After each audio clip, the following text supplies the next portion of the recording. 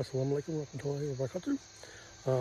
Thought about making this video on giving my personal opinion uh, about Andrew Tate, since he's been in the news a little bit more lately. So I want to clarify that this is just my opinion. Uh, I admit that, I actually never heard of the brother uh, until actually the internet was going nuts and crazy about him embracing Islam. So I looked into his stuff, his videos, and there are a lot of good things about it. The things that he was teaching men, to build themselves up, to take better care of their health, stop ruining their bodies with alcohol, porn, and other things that are just destructive. And these are all things that are just weakening man, or like leading to the sissification of people in the Western world, especially. But he's doing things that are actually helping men build themselves up, teaching men how to be men again. And I respect that. And it's something I admire. We need more men like that. Yeah, and I know a lot of people disagree with me. That's fine. And then there are people who, talk about how, they don't really think he's a real Muslim or anything. That's not for me to criticize. I think he is. I think he's just learning at his own pace. I mean, I reverted back in '98, but I'm still learning. I mean, Islam is a religion with homework, and it's got a lot of it. And so for me, uh, he's going at his speed that he feels comfortable with. And it's going to take him time, just like baby steps. And you learn a little bit, you can take a break. You learn a little bit more, you take a break. If people progress at their own pace. There's a lot of things, that even I can't do, that other brothers such as like Sonny Foz and Sneeko are vastly accelerating at.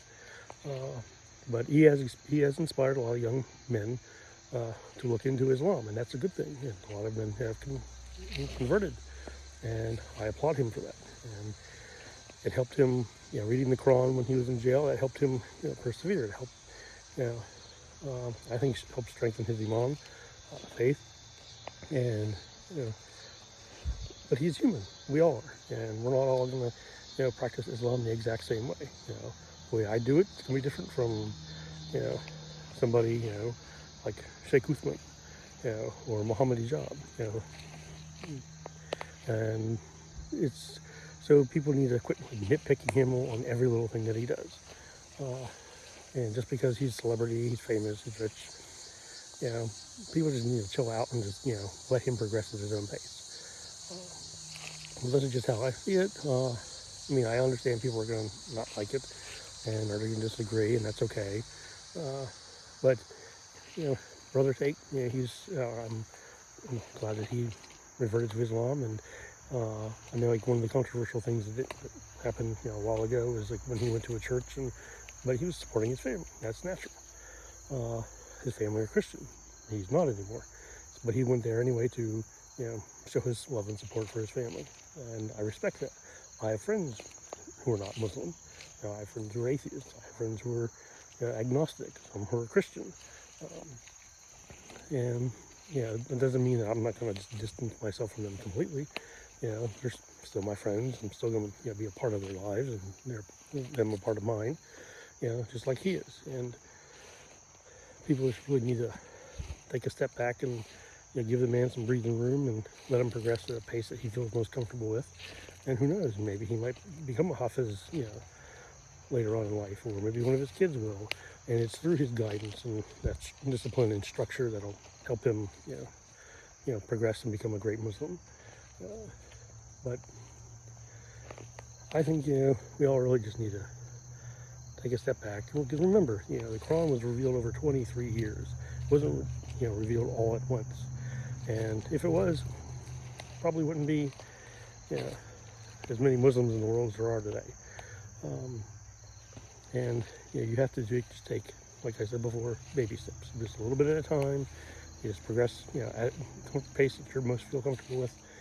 And I encourage him to do that. I encourage other people who are new reverts to Islam just to take your time.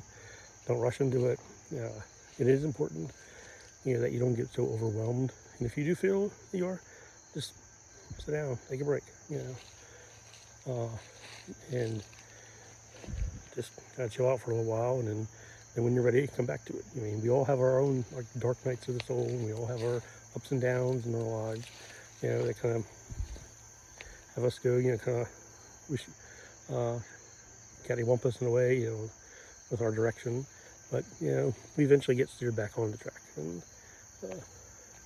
and I've kind of fallen off myself a few times, but I've always found my way back.